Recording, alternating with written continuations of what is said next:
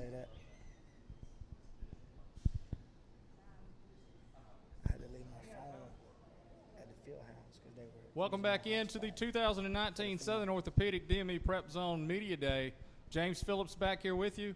We've got our final team of the day. The Cordova Blue Devils are here. Cordova last season 1-9 on the year and 1-5 in Class 4A Region 5. They're joined this year by new first-year head coach Justin Jones. Coach Jones, we just want to let you give an opening statement. Tell us who you brought today, and then we'll start questions from the media. Okay, I appreciate you guys having us today. It's always exciting to be able to kind of welcome in a new football season. We're close. It was actually cool today. It almost felt like fall. So we're excited about being here. This is senior offensive lineman Jaxon Mclemore. He's going to be our spokesman, player representation here today. Thank you. Questions? Coach, I know you just came back from a camp up at Hanceville. Let me ask you about Kaitlyn Smith's development. How is he doing, and how's things coming along with him? Kaitlyn's doing a good job. He's a kid that works hard, and he's been able to. We've been blessed to kind of integrate our system into what fits him best, and I think he's got a great opportunity to have a really big year, because a lot of things are different than maybe went on in the past. Our system's going to be, anytime you bring a new staff in, it's going to be different, and the way we go about handling the offensive side of the football is going to be a lot different than maybe what they've done in the past. So he's going to have a lot of opportunities to have some big time games. So for his development, that's going to be key to our success. What we do offensively runs a lot through the quarterback position. So his development over the next few weeks into fall camp and into the first part of the season is going to be key to our success. And I know you obviously had some time that you missed out last year with the injury. Here it is, your senior season, chance to turn around. I would guess motivation has not been a factor for you coming into your senior year. No, sir, it hasn't. I mean, I'm coming guns a-blazing. Last year, got to make it count. That's about it. Coach, what did you know about Cordova football coming in? Man, what do you not know about it? I mean, if you're a high school football coach and you do any research or any kind of anything about Alabama high school football in general, you've heard of Cordova. I mean, that's just the history of the school and the style of football that's been played and the championships, the multiple championships and all that kind of stuff. It's just, it's not hard to, if you're a high school football coach, knowing what how important football is to the people in the community of Cordova. And for us, for my family, that was a huge draw. Yes, there's expectations, but with any football coach, you want to be at a place where the expectations are high. And at Cordova, they are. They expect to win. They expect to win and win a lot. And so our job as a staff and as the young men here is to try to build us, get things headed back in that direction. What kind of numbers have y'all had in the summer? Varsity kids, we're anywhere from about 77 players, 9 through 12. So we, numbers are good. We're able to practice like we need to practice in the summer. So, that's been a big key. The summer's been really good for us. It's vital. I mean, these other coaches in the county know, man, to have that early season success, you've got to have the summer's got to be like it needs to be, where the kids come and they, you learn and you work and you prepare. And I tell our staff all the time, we want to prepare as if we're playing the first Friday in August. We just get blessed to move it back about 3 weeks. So we want to be ready to play the first Friday in August, but luckily we don't. So that's a bonus. So. What's the biggest change you've noticed with the new staff? I mean, everybody's got more energy than what they did. I mean, everybody wants to come to football. Everybody wants to practice. Everybody wants to work out. Like, it's just a different vibe down there now than what it was. Mention some of your staff. Yes. On the offensive side of the ball, we have Coach Buster Howell to come back out. He's going to help us with our offensive line. The returning guy, Coach Tyler Kuykendall, was on the staff last year. He was a returning staff. Receiver-wise is Coach Nathan Sanders and Coach Carter Smith. And then helping with the quarterbacks, running backs is Coach Jake Houghton, which played at Cordova. He was a quarterback on the couple of those championship teams, runs in 07 through 09. Defensively, Austin Barnhill comes to us from Pelham. David Stapleton comes to us from he was a student assistant at Troy University. And Coach Blaine Eads comes to us from Beauregard, which Coach Eads is actually originally from Walker County, played at Carbon Hill, so he's got some Walker County tie.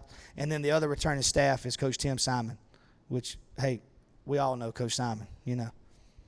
So, Coach, do you how much expectation do you have to bounce back from last year as the new coach? Well, I think anytime you bring a new staff in, you have to be.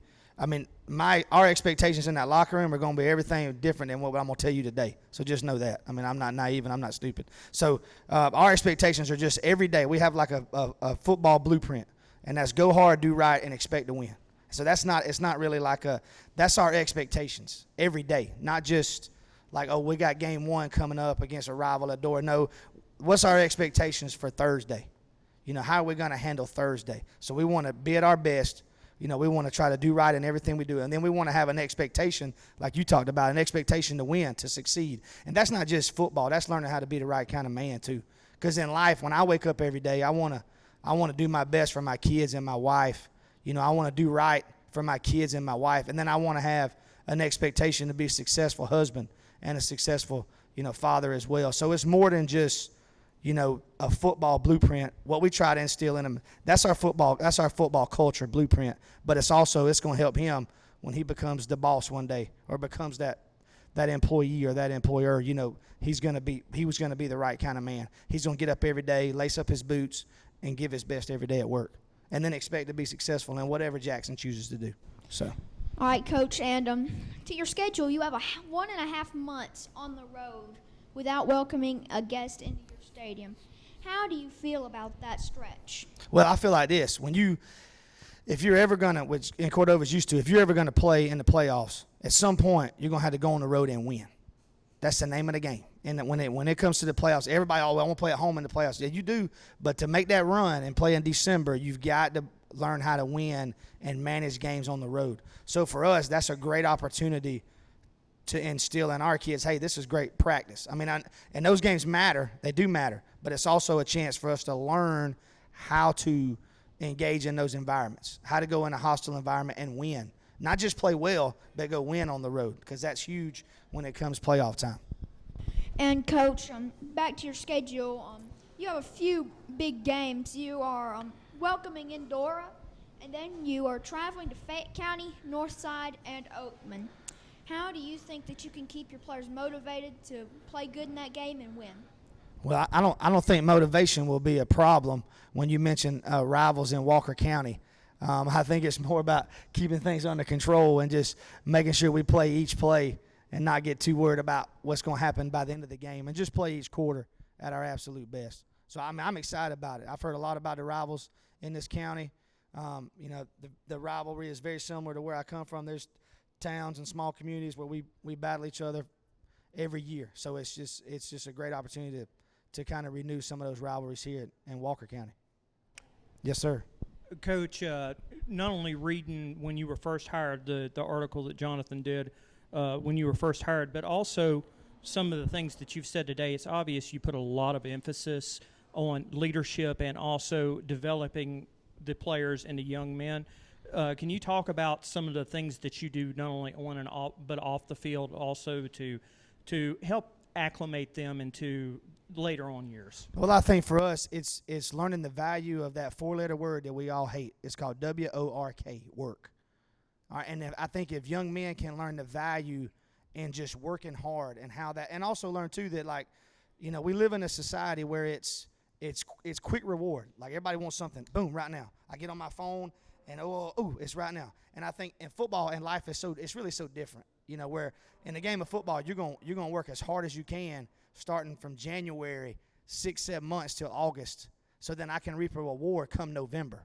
You know, that's in our day and time, that's hard for young men to understand. So I think just kids learning the value of working hard, and then learning the value that, hey, I'm gonna reap a reward. It may not be today, but that time's coming. So I think those are things that we try just this first year, is just learning the value of work and how important it is to show up every day, to try to be at my absolute best every day. And that may help. It's going to help me today, yes, but it's really going to help me when it gets, October and November in those type of situations.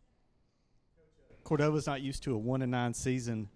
Can you tell that this team is hungry to improve on that? Well, I think that the one of the brightest things I see about our kids is kind of like Jaxon said, that kids are excited every day just to be there, just to be a part of what's going on, and that, I'll be honest with you, that's not really Coach Jones. That's just Cordova.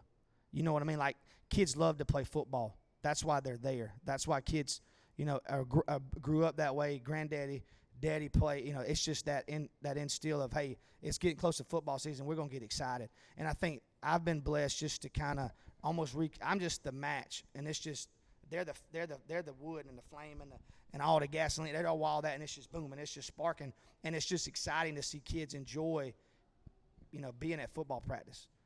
Being in that nice indoor, working your tail off, even sometimes turning the air off so we'll sweat a little bit more. Those things have been, it's been fun to be around kids and young men that are excited about what's going on.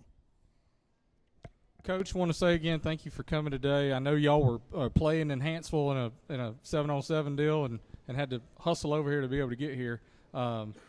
Hope Walker County's treated you well so far, and yes, sir. Can't wait for you to get to participate in that Dora-Cordova rivalry, because I don't think there's a better one in the state. I think it's one of the most heated and one of the most well-played rivalries, and you're going to love participating in it. Good deal. Can't wait.